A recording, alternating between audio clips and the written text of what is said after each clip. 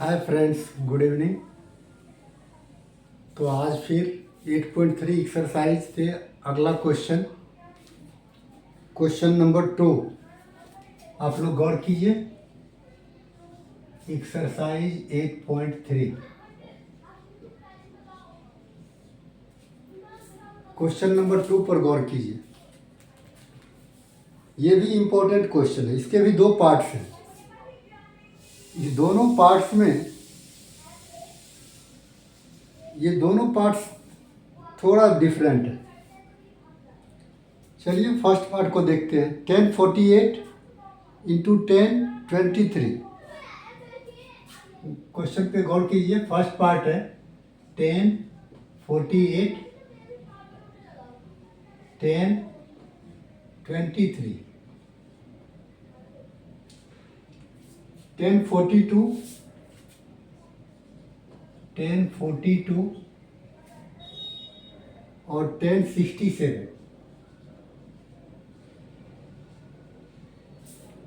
Equals to 1।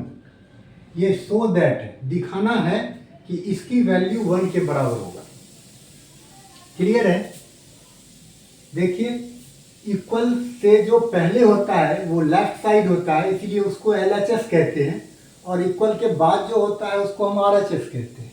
तो RHS में तो कुछ है ही नहीं, 1 है, तो RHS को देखना नहीं। फिलहाल हमें क्या करना है, LHS से स्टार्ट करना है, और आंसर जो आएगा LHS का वो RHS आ जाना चाहिए, मतलब 1 आ जाना चाहिए। अगर आंसर LHS का 1 आ जाएगा तो समझ जाएंगे क्या हो गया, LHS और RHS वेरीफाई हो गया। चलिए तो आते हैं इसमें। 1048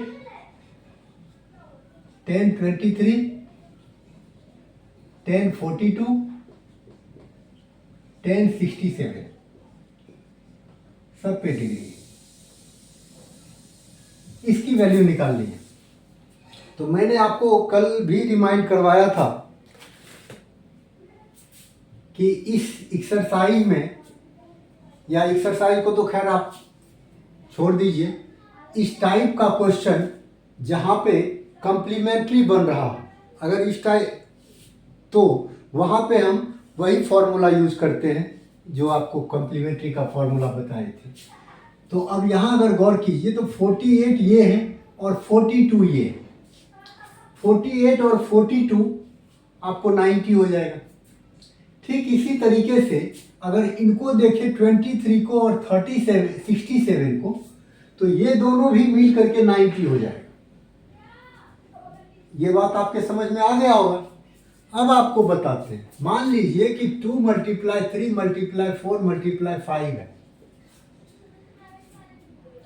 इसको अगर आप 2 × 4 लिखो, ब्रैकेट में ले लो, और 3 × 5 ले लो ब्रैकेट में, इस दोनों को एक ब्रैकेट में, इस दोनों को एक ब्रैकेट में, बीच में मल्टीप्लाई। आपको क्या लगता है इसका वैल्यू डिफरेंट होगा? इसका जो वैल्यू आएगा और इसका जो वैल्यू आएगा, ये दोनों डिफरेंट होगा या सेम होगा? ऑफ कोर्स सेम होगा। इसको आप किसी तरीके से लिख सकते हैं, 3 × 2 × 4 × 5, या 4 × 5 × 3 × 2। किसी भी ऑर्डर में अगर आप लिख देंगे इसको, तो इसकी वैल्यू हमारा यही रहेगा। ठीक है। अब ब्रैकेट में लेने से क्या फायदा हुआ, इस दोनों को एक साथ कर दिया 8 हो गया, इस दोनों को एक साथ कर दिया 15 हो गया, और ये हो गया 120।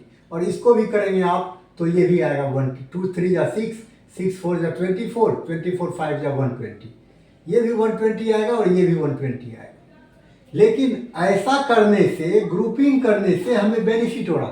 क्या बेनिफिट हो रहा है? 90 बन रहा है, और 90 बन रहा है तो हम कॉम्प्लीमेंट्री वाला फॉर्मूला उसमें यूज कर सकते हैं। तो इसलिए इसको क्या करेंगे, 1048 डिग्री और 1042 डिग्री, इसको एक साथ लिख लेंगे और इसको ब्रैकेट में ले लेंगे।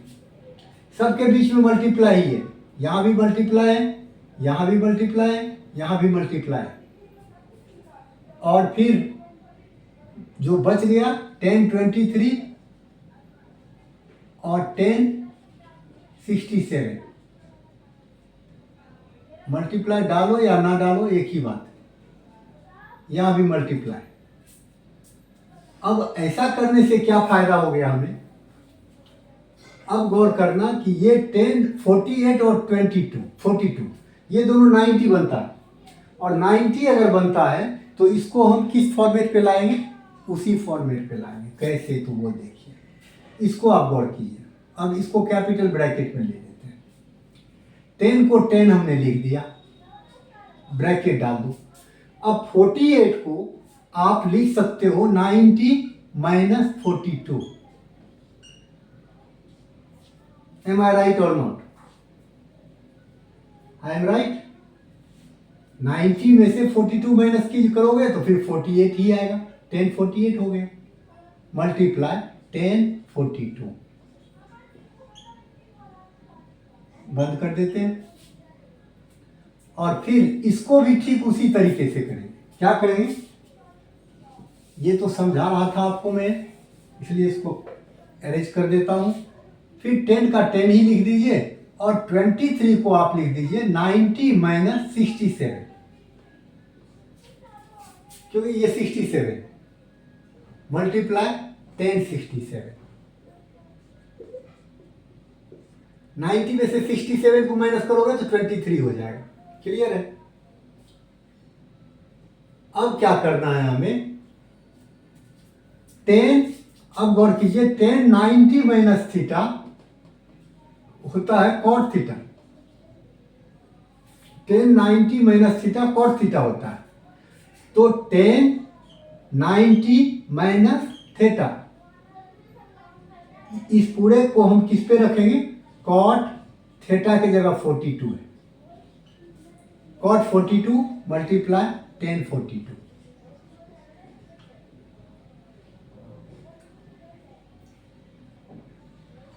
अब हो गया ये, और इसी तरीके से ये क्या हो जाएगा, कॉट 67 इंटू 1067। अब आप एक छोटा सा फॉर्मूला जानते हैं, कॉट थीटा इक्वल्स टू होता है formula 1/10 theta. Cot theta equals to होता है 1/10 थीटा। तो फाइनली कॉट 42 को 1/1042 लिख सकते हैं, मल्टीप्लाई 1042। इसी तरीके से इसको लिख सकते हैं 1/1067 मल्टीप्लाई 1067। अब 1067 कैंसिल, 1042 कैंसिल। दैट मीन्स ये फाइनली क्या हो गया, यहाँ भी 1 यहाँ भी 1, इस तरीके से यहाँ भी 1 यहाँ भी 1, वही होता है ना। 5/5 करते हैं तो क्या होता है, 5 1 जा 5, फिर 5 1 जा 5, सेम थिंग। तो यहाँ हो गया 1, इस बीच में मल्टीप्लाई है, पहले से बताए, multiply 1, that is 1 equals to RHS।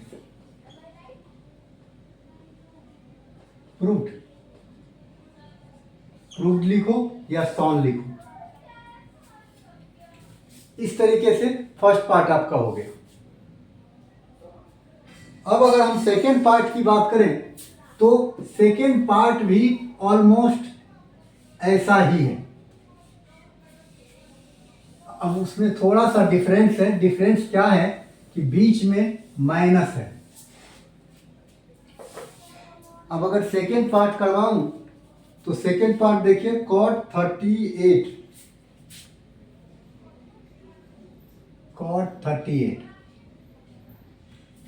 और कॉस 38 डिग्री, फिर कॉस 52 माइनस साइन 38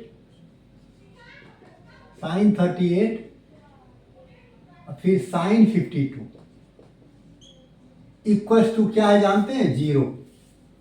इसकी वैल्यू 0 आएगा ये दिखाना, करना वही है।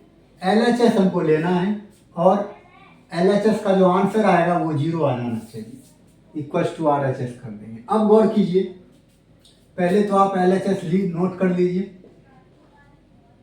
LHS क्या है? cos 38 into cos 52 minus sine 38 into sine 52। अब इसमें भी हमें क्या करना है? इक्वल डालिए, एक को चेंज कीजिए, इधर भी एक को चेंज कीजिए, इधर भी एक को चेंज कीजिए। cos को cos ही रहने दीजिए। 38 और 52 दोनों 90 होगा। यहां गौर करने वाली बात यही है। तो इसको लिखिए 90 माइनस 52। 90 में से 52 माइनस करोगे 38 हो जाएगा। cos लिख दिया हमने, 38 को 90 माइनस 52 लिख दिया। इसको एज इट इज रहने दो। cos 52 माइनस, इसमें क्या करना है? इसमें भी वही करना है। एक को चेंज कर दीजिए, साइन 38 को लिख दीजिए 90 माइनस 52। इसको एज इट इज नोट कर दीजिए, साइन 52। अब गौर कीजिए, cos 90 minus theta sine theta होता है। cos 90 minus theta sine theta होता है। cos साइन में कन्वर्ट होता है और थीटा के जगह पे 52 इंटू cos 52 माइनस, ये क्या हो जाएगा? साइन जो है वो cos में कन्वर्ट होगा। Sine 90 minus theta cos theta होता है, तो साइन जो है cos में कन्वर्ट होता है और cos जो है वो साइन में कन्वर्ट होता है। तो cos और थीटा की जगह क्या आ गया? 52 डिग्री इंटू साइन 52। अब आप गौर कीजिए कि इस दोनों में कोई फर्क है? मुझे तो नहीं दिखता। आगे पीछे, यहां साइन 52 पहले है, cos 52 बाद में है। यहां cos 52 पहले है, साइन 52 बाद में है। कहने का मतलब है कि 2 इंटू 3 हो या 3 इंटू 2। अब गौर कीजिए, इसकी वैल्यू क्या आएगी? ये भी 6 हुआ, ये भी 6 हुआ। 6 माइनस 6 क्या होगा? 0। ये प्लस का है, ये माइनस का है। इसको क्या कीजिए? कैंसिल कीजिए। इक्वल्स टू क्या हो गया? 0। Equals to RHS। प्रूफ समझ में आ गया होगा। बहुत छोटा क्वेश्चन है, बस थोड़ा सा क्रिटिकल हमें ये है कि किसको कैसे लिखना है। अगर आपको लिखने का तरीका आ गया और अंडरस्टैंड कर लिए तो फिर ऐसे क्वेश्चन बहुत आसान होता है। इसमें कुछ भी चेंजिंग करके अगर आपको पेपर में आता है तो कहीं कोई दिक्कत नहीं आएगी, बशर्ते आपका अंडरस्टैंडिंग कॉन्सेप्ट क्लियर हो। चलिए, तो अब आज का क्लास यहीं ओवर करते हैं। Thanks to all of you.